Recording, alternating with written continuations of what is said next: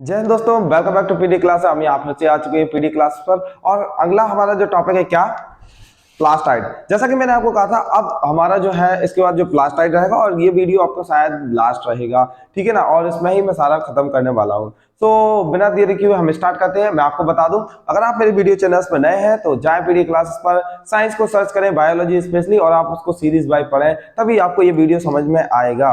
और अगर आप सेपरेट वाइज करना चाहते हैं तो आपको भी तब भी समझ में आएगा। अभी हम यहाँ क्या पढ़ रहे हैं, ऑर्गेनाइल पढ़ रहे हैं। और ऑर्गेनाइल में क्या, प्लास्टाइड। अभी हम क्या क्या देख चुके हैं, वैक्यूल देख लिया, लाइसोसोम देख लिया हमने, और राइबोसोम देख लिया, गोल्गी बॉडी देख ली, इतने सारे हम कंप्लीट कर चुके हैं। अब हम एट द एंड टॉपिक के, प्लास्टाइड है। प्लास्टाइड होता क्या है समझे। देखिए, जो प्लास्टाइड हमारा होता है इसको हिंदी में हरित लवक बोलते हैं। ओके, ठीक है। सबसे पहले प्लास्टाइड है क्या, थोड़ा सा डिस्कवरी पढ़ लो। जो डिस्कवरी थी, ये हैकेल ने डिस्कवरी किया था, ठीक है, प्लास्टाइड को। और प्लास्टाइड जो हमारा था वो found in all plant and some protist. जो हमारा प्लास्टाइड है वो देखो, कुछ एनिमल्स में, प्लांट्स में पाया जाता है, और कुछ प्रोटिस्ट में। प्रोटिस्ट जैसे कि हमारा हो गया स्पेशली यूग्लिना। जब मैं आपको पढ़ाऊंगा प्रोटिस्ट में, तो वहां पे जो मोनेरा, जो हम डाइवर्सिटी पढ़ेंगे तो वहां पे मैं आपको बताऊंगा क्या होता है। हमारा मोनेरा होता है 5 जगत में, पूरा 5 किंगडम क्लासिफिकेशन पढ़ाऊंगा, वहां पे आपको समझ में आएगा प्रोटिस्ट क्या होते हैं। अभी जस्ट इतना समझो, प्रोटिस्ट एक एनिमल्स की कैटेगरी है जिसमें यूग्लिना आता है। अब देखो, प्लास्टाइड को 2 पार्ट में बांटा हुआ है। एक तो होता है ल्यूकोप्लास्ट, एक क्रोमोप्लास्ट। अगर आपको अभी भी आइडिया नहीं लग रहा है तो थोड़ा सा यहाँ देख ले, मैं आपको समझा देता हूँ।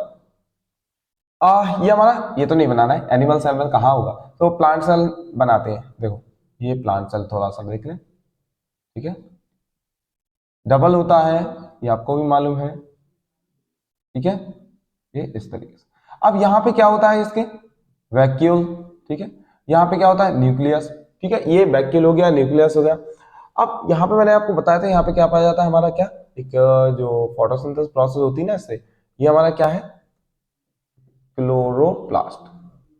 क्लोरोप्लास्ट, तो मैंने आपको ये बताया था। अब ये क्लोरोप्लास्ट है, ये स्पेशली बनता कैसे, किस टाइप का होता है, कैसे आता है, तो ये क्या है, प्लास्टाइड में पढ़ेंगे हम।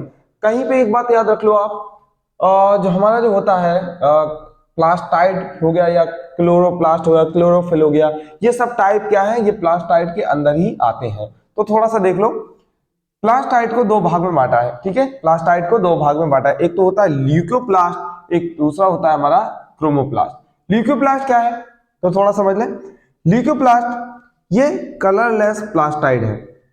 ये ऐसा प्लास्टाइड है जो कलरलेस है, इसमें कलर नहीं होता। दूसरी बात क्या, नॉट एक्सपोज्ड टू लाइट। कहने का मतलब है ये वहां पाया जाता है, ल्यूकोप्लास्ट हमारा, जहां पर लाइट, सनलाइट नहीं पहुंच पाती है। नॉट एक्सपोज का मतलब क्या हुआ, जहां पर सनलाइट ना पाई जाती हो, ना पहुंच पाती हो, जैसे कि ट्यूबर्स में, रूट्स में, राइजोम में। तो ये कहाँ पाई जाती है, ये हमारी रूट शूट्स वगैरह जमीन में पाई जाती है, इसलिए वहां पर ये सनलाइट नहीं पहुंचती है, तो वहां पे हमारा ल्यूकोप्लास्ट वर्क करता है, ठीक है। क्योंकि खाना बनाने के लिए सनलाइट चाहिए, वहां सनलाइट नहीं होगी तो ल्यूकोप्लास्ट एक्टिव होता है। देखो क्या, नो ग्रेना, इसमें ग्रेना नहीं होते। अब ग्रेना क्या होता है मैं आपको थोड़ी देर में बताऊंगा। जैसे कि इसमें आप देख सकते हो ग्रेना क्या है, ये बोला गया है। अभी आपको स्ट्रक्चर नहीं आएगा, बट थोड़ा सा अभी ये देख लें डिफरेंस, फिर हम बात करते हैं उसकी। आगे देखो, नो ग्रेना, और स्टोरेज फूड, और स्टार्च करता है ऑयल। देखो जो होता है ये स्टोर करता है फूड को, स्टार्च को और ऑयल को। तो इसको थोड़ा सा याद रखना है। आगे देखो, दूसरी बात है क्रोमोप्लास्ट। क्रोमोप्लास्ट में ये डिवाइड किया है। क्रोमोप्लास्ट क्या कहलाता है, ये कलर प्लास्टाइड कहलाता है। अरे मैं आपको बताऊं, जो आप हरी पत्तियां वगैरह देखते हो ना, वो स्पेशली किससे बनी होती है, वो स्पेशली इसकी ही रहती है, क्रोमोप्लास्ट की। क्रोमोप्लास्ट जो हमारा रहता है ये कलर प्लास्टाइड है। कलर जो आता कहाँ से, ये स्पेशली इसी से आता है, इसलिए इसको बोला गया क्या, कलर प्लास्टाइड। और ये हमारा क्या है, कलरलेस प्लास्टाइड। मोस्ट इंपोर्टेंट है, सबसे ज्यादा क्वेश्चन पूछता है, ये आते हैं हमारे डिफेंस एग्जाम्स वगैरह में, और अगर किसी एग्जाम आप दे रहे हो एसएससी वगैरह में, मोस्टली फ्रिक्वेंटली पूछ लेता है, तो आप याद रखें। आगे क्या है, एक्सपोज टू लाइट।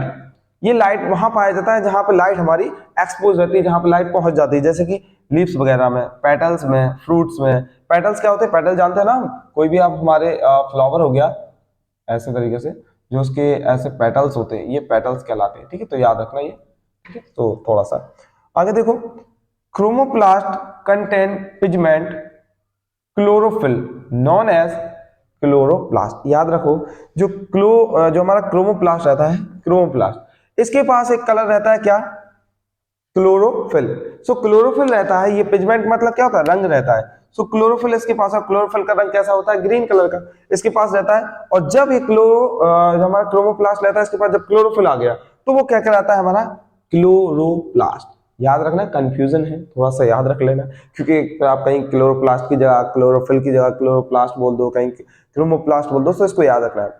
क्रोमो और ये क्लोरो, याद रखना ये आर है यहाँ पर, ये एल है। सो क्रोमोप्लास्ट जो है हमारा, जब इसमें क्लोरोफिल होता है तो ये क्या कहलाता है, क्लोरोप्लास्ट। और इसलिए हम इसको क्या बोलते हैं, किचन ऑफ सेल बोलते हैं, सेल की किचन। क्योंकि ज्यादातर जितना भी सारे लीव्स होती हैं उसमें जो फोटोसिंथेसिस प्रोसेस होती है वो कहां से होती है, हमारी क्लोरोप्लास्ट से, ठीक, क्लोरोप्लास्ट से, ठीक है, याद रखना है आपको। आगे देखो, थोड़ा मैं आपको बता दूं, जो क्लोरोप्लास्ट है हमारा, क्लोरोप्लास्ट करता क्या है, क्या वर्क है इसका, क्या स्ट्रक्चर है, तो ये आपको स्ट्रक्चर थोड़ा सा देखना है यहाँ पर। देखिए आपको पता है ये हमारा, ये यहाँ पे क्लोरोप्लास्ट है, ये क्या वर्क करता है, ये डबल मेम्ब्रेन होता है। सबसे पहली बात तो देखो, एक मेम्ब्रेन, दो मेम्ब्रेन होती है। सो ये क्या है, हमारी सेल मेम्ब्रेन, वो भी डबल मेम्ब्रेन, डबल हो गया।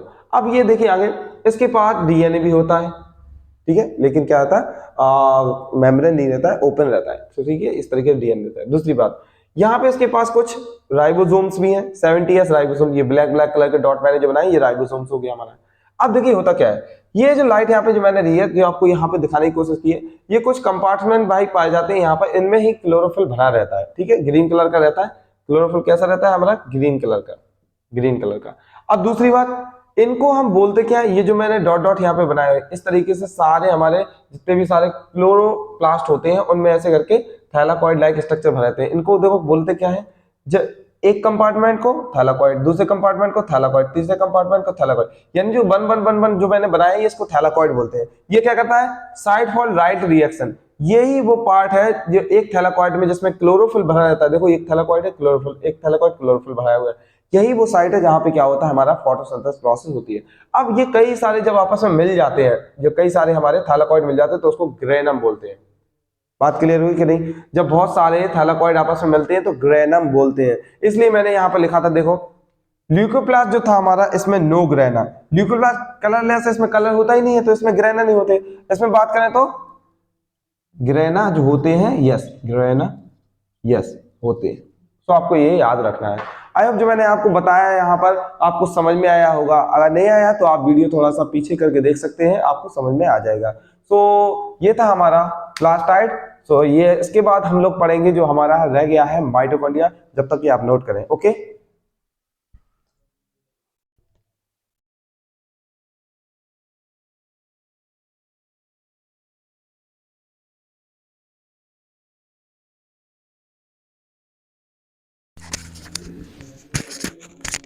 ओके, तो आपने वो नोट कर लिया होगा। अब हम आगे देखने वाले हैं क्या, माइटोकॉन्ड्रिया। देखो माइटोकॉन्ड्रिया क्या होता है, आप थोड़ा समझ लें इसको क्या कहते हैं।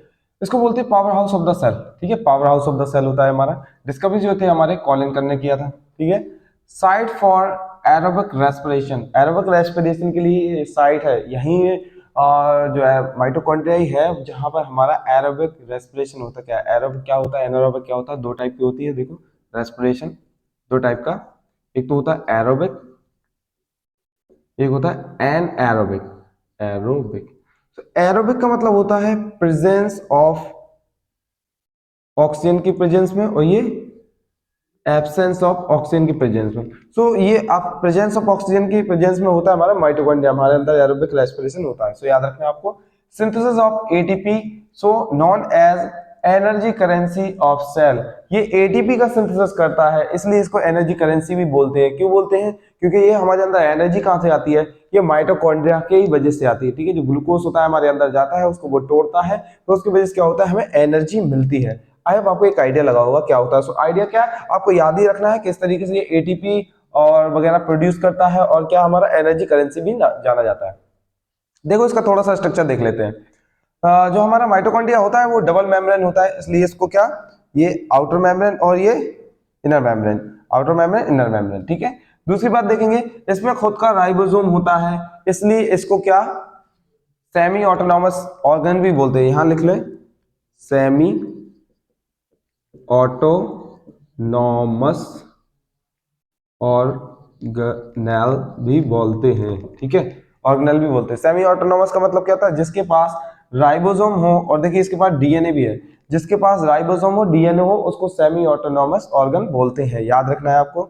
सो इतने बात, इसके बाद देखेंगे हमारा इसके पास राइबोसोम भी है, डीएनए भी है और हमारा क्या है ये इनर आउटर मेम्ब्रेन भी है। देखिए इसके साइटोप्लाज्म जो होता है, इसके साइटोप्लाज्म नहीं, इसको मैट्रिक्स बोलते हैं। तो याद रखना इसका साइटोप्लाज्म नहीं होता, मैट्रिक्स नाम देते हैं, तो इसका थोड़ा नाम में याद रखेंगे। राइबोसोम 70S होता है। ये हमारा तो माइटोकॉन्ड्रिया के बारे में जो आपको थोड़ा पढ़ना था। देखिए मुझे एक क्वेश्चन बताएं, ऐसे जो हमारे सीडीएस में कई बार पूछा गया है, ऐसे कौन से ऑर्गेनेल है जो सेमी ऑटोनॉमस है? क्वेश्चन था सेमी ऑटोनॉमस ऑर्गेनेल ऑर्गेनेल, सो बताना था। सो देखिए आपको मैं अगर बता दूं, सेमी ऑटोनॉमस ऑर्गेनेल जो थे वो हमारे दो ही हैं। एक तो हमारा ये हो गया माइटोकॉन्ड्रिया, लिख लें आप माइटोकॉन्ड्रिया, और दूसरा जो मैंने पढ़ा है आपको प्लास्टाइड। प्लास्टाइड ऐसा क्यों? सेमी ऑटोनॉमस का मतलब होता है जिसमें डीएनए हो और राइबोसोम हो। सो हमने देखा था प्लास्टाइड में भी डीएनए और राइबोसोम था और माइटोकॉन्ड्रिया में, इसलिए इसको क्या बोला गया है? माइटोकॉन्ड्रिया को हमने सेमी ऑटोनॉमस बोला गया है। अब इसके बाद देखने वाले हम क्या? न्यूक्लियस, मोस्ट इंपोर्टेंट न्यूक्लियस होता है। इससे पहले पढ़ने से पहले डायग्राम देख लो। देखो न्यूक्लियस जो होता है हमारा, ये इसका न्यूक्लियस पार्ट देखो। तो न्यूक्लियस में क्या क्या होता है? देखो ये भी हमारा आउटर मेम्ब्रेन और इनर मेम्ब्रेन से बना होता है। याद रखना है जो आउटर मेम्ब्रेन्स होती है उसके ऊपर भी राइबोसोम्स पाए जाते हैं, मोस्ट इंपोर्टेंट। अभी तक आपने ये पढ़ा होगा जो हमारा राइबोसोम है ईआर यानी रफ एंडोप्लाज्मिक रेटिकुलम के ऊपर पाया जाता है, बट यहाँ पर याद रखना है जो हमारा राइबोसोम है आउटर मेम्ब्रेन ऑफ न्यूक्लियस पे भी पाया जाता है। इसके बाद देखो ये क्रोमेटिन मटेरियल है, क्रोमेटिन फाइबर भी बोलते हैं, क्रोमेटिन मटेरियल बोलते हैं। इसके पास न्यूक्लियोप्लाज्म है जो इसके अंदर द्रव भरा हुआ लिपिड है, जो इसको क्या बोलते हैं? हमारा न्यूक्लियोप्लाज्म। आगे इसके बाद देखेंगे हमारा न्यूक्लियोलस होता है, ये वाला डॉट वाला पार्ट होता है, सबसे पहला डिवीजन इसी का होता है जब सेल डिवाइड होती है, तो याद रखना है न्यूक्लियोलस भी है। और थोड़ा सा इसके बाद देखेंगे हम ये कहानी देखने के बाद अब हम चलते थोड़ा सा यहाँ पर न्यूक्लियस। न्यूक्लियस जो हमारा होता है लार्जेस्ट सेल स्ट्रक्चर है, ये सबसे बड़ा सेल स्ट्रक्चर है ऑर्गेनेल का। इसके बाद डिस्कवरी किया था रॉबर्ट ब्राउन ने, रॉबर्ट ब्राउन थे जिन्होंने सबसे पहले इसकी डिस्कवरी की थी न्यूक्लियस की। नेक्स्ट देखेंगे इसको हम ब्रेन ऑफ सेल, सेल का कोशिका का इसको ब्रेन भी बोलते हैं। नेक्स्ट देखेंगे डबल मेम्ब्रेन है, वो तो हम देख ही चुके हैं। अब आगे देखो मैं इसको थोड़ा डिवाइड कर रहा हूं। डिवाइड करने के बाद क्या? न्यूक्लियोप्लास्ट जो हमारा है, न्यूक्लियोप्लास्ट, न्यूक्लियोप्लास्ट में क्या क्या है हमारा? न्यूक्लियोलस भी है, देखो न्यूक्लियोलस भी है और क्रोमेटिन मटेरियल भी, क्रोमेटिन मटेरियल भी है। सो दो चीज है इसमें, देखो न्यूक्लियोलस में हमारा दो चीज है, क्या क्या है? एक तो हमारा जो हमारा न्यूक्लियोप्लाज्म है इसमें एक तो हो गया हमारा न्यूक्लियोलस, दूसरा हो गया क्या? हमारा क्रोमेटिन मटेरियल। इसको मैंने यहाँ डिवाइड कर दिया। तो देखो यहाँ पर न्यूक्लियोलस जो हमारा है, न्यूक्लियोलस जो हमारा है इसमें क्या फंक्शन है, क्या वर्क होते हैं? देखो न्यूक्लियोलस ये हमारा सो मेड किससे बना हुआ है? प्रोटीन और आरएनए से। सबसे पहले इंपॉर्टेंट तो पॉइंट यही लिख लो आप कि इससे किस चीज से मिलकर बना हुआ है। सो आपको याद रखना है ये प्रोटीन और आरएनए से मिलकर बना है हमारा न्यूक्लियोलस। दूसरी बात देखेंगे प्रोटीन फॉर्मिंग सेंटर, ये प्रोटीन फॉर्मिंग सेंटर राइबोसोम को बनाता है। याद रखना पूछा जाएगा कि प्रोटीन फॉर्मिंग सेंटर क्या है, प्रोटीन फॉर्मिंग सेंटर क्या है? तो राइबोसोम है, इसको भी याद रखना है। इतना इसमें फैक्ट है। आगे देखो ये हमारा क्या है? Chromatin fibre. क्रोमेटिन फाइबर क्या होता है हमारा? ये है जो ये थ्रेड लाइक स्ट्रक्चर धागे जैसे दिख रहे हैं। सबसे पहले इसने खोज किसने की थी? तो डिस्कवरी की थी फ्लेमिंग ने। ये क्या है? एक थ्रेड लाइक स्ट्रक्चर, धागे नुमा संरचना है, धागे नुमा संरचना है। आगे देखेंगे during the cell division form the chromosome, ये इंपॉर्टेंट, यहां देखो आप लोग सब देखना है यहाँ पर आराम से ध्यान से। ड्यूरिंग सेल, जब सेल डिवाइड होता है तो ये क्रोमेटिन मटेरियल अपने आप को क्रोमोसोम में बना लेता है। देखो कैसे, यहाँ देखो सब लोग आराम से। ये मान लीजिए हमारा क्रोमेटिन मटेरियल है, क्रोमेटिन मटेरियल है। जब सेल डिवाइड होता है तो ये धागे अलग अलग हो जाते हैं, ठीक है, सेपरेट हो जाते हैं। तो ये सेपरेट होते हैं, इस तरीके से दिखने लगते हैं। और अगर हम इसको माइक्रोस्कोप से देखेंगे तो हमें ये कुछ ऐसा दिखेगा। ये बहुत सारे धागे जब हम इनको एक एक करके निकाल लेंगे, एक एक करके निकाल देंगे तो ये कुछ हमें इस तरीके से दिखाई देगा। ये क्या होता है? एक धागा, इसको ही क्रोमोसोम बोलते हैं। अब क्रोमोसोम है क्या? इसलिए मैंने बोला गया क्रोमेटिन मटेरियल में क्या है हमारा? देखो क्रोमोसोम, ठीक है, क्रोमेटिन मटेरियल में है क्रोमोसोम। क्रोमेटिन मटेरियल क्या है? बहुत सारे क्रोमोसोम क्रोमेटिन कहलाते हैं, ठीक है, याद रखोगे।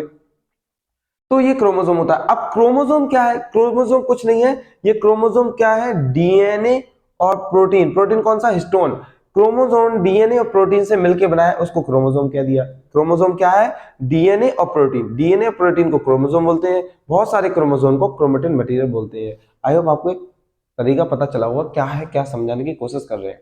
यहाँ पे देखो ये क्रोमेटिन जो हमारा फाइबर ये होता है, इस तरीके से देख लिया हमने। अब देखो दूसरा बात पूछेगा, तो ये डीएनए क्या है? तो डीएनए क्या है? डीएनए कुछ नहीं है, डीएनए जो है बहुत सारे जीन से मिलकर बना है। अगर आपको थोड़ा देखना है, यहाँ पर देखो थोड़ा सा मैं आपको बता दूं, अच्छे से देख लेना। जो हमारा ये क्रोमेटिन मटेरियल है, क्रोमेटिन फाइबर या मटेरियल फाइबर, क्रोमेटिन फाइबर क्या है? कुछ नहीं, बहुत सारे क्रोमोसोम है। क्रोमोसोम, क्रोमोसोम क्या है? क्रोमोसोम कुछ नहीं है, ये डीएनए और प्रोटीन है। प्रोटीन कौन सा? हिस्टोन। अब पूछेगा डीएनए क्या है? डीएनए कुछ नहीं है, जीन है। बात समझ में? कहने का मतलब ये छोटी यूनिट्स है, छोटी यूनिट्स है, तो आपको वन बाय वन करके याद रखना है। डीएनए पूछेगा डीएनए क्या है, तो डीएनए कई सारे जीन जब आपस में मिलते हैं, जैसे मैंने कहा सपोज एक जीन हो गया, दो जीन हो गया, तीन जीन हो गया, चार जीन हो गया, ये मिला के क्या बनाएंगे? डीएनए। बात समझ में आ रहा है ना? तो इस तरीके से करके ये बनते हैं। तो डीएनए, अब बहुत सारे डीएनए और प्रोटीन मिलकर क्रोमोसोम बनाते हैं, बहुत सारे क्रोमोसोम मिलकर क्रोमेटिन मटेरियल या फाइबर बनाते हैं। तो आपको यहाँ जो मैंने समझाया है आपको समझ में आया होगा और आपने अच्छे तरीके से पढ़ा। और इसी के साथ खुशखबरी, जो हमारा टॉपिक है वो फिनिश आउट हुआ सेल का। अब जो हमारा टॉपिक होगा, न्यू टॉपिक स्टार्ट होगा। मैं आशा करता हूँ जो मैंने यहाँ पे समझाया है आपको बेस्ट समझाया होगा और आपको समझ में भी आया होगा। अब इसके बाद क्या करना है आपको, आप जो मैंने समझा दिया ना, इसके समझने के बाद अब आप सेल से जितने भी जो किसी भी एग्जाम की तैयारी कर रहे हो, उठा लीजिए क्वेश्चंस, बट पहले रिवाइज कर लेना। उठा लीजिए क्वेश्चंस और लगा डालिए, फिर मुझे बताइए आप पे बनना है कि नहीं। और अगर सच सच बताना, अगर आप पे 20 क्वेश्चन लगाते हैं, 20 में से कितना अटेम्प्ट होता है, 50 लगाते हैं तो 50 में कितना अटेम्प्ट होता है, फिर आप मुझे बताएं। इतना पढ़ने के बाद ऐसा हो नहीं सकता आप पे क्वेश्चंस ना बने। तो इसलिए जो मैंने पढ़ा है इसको अच्छे से रिवाइज करें। अगर वीडियोस में अगर कुछ आपको क्लैरिटी नहीं होती है तो फिर से रिवाइंड करके वीडियो देखें, फिर से उसको देखें तो समझ में आ जाएगा। और अगर आप नए हैं तो मेरी वीडियो चैनल पर, तो पुरानी वीडियोस जो हमारी है सीरीज वाइज चल रहे हैं, उसको प्लेलिस्ट में सर्च करें, वन बाय वन करके देखें, आपको सारा टॉपिक समझ में आ जाएगा। सो इसी के साथ हमारा टॉपिक फिनिश हुआ है। अब हम जो है नेक्स्ट वीडियो में मिलेंगे। जब तक के लिए जय हिंद, जय हिंद एवरीवन।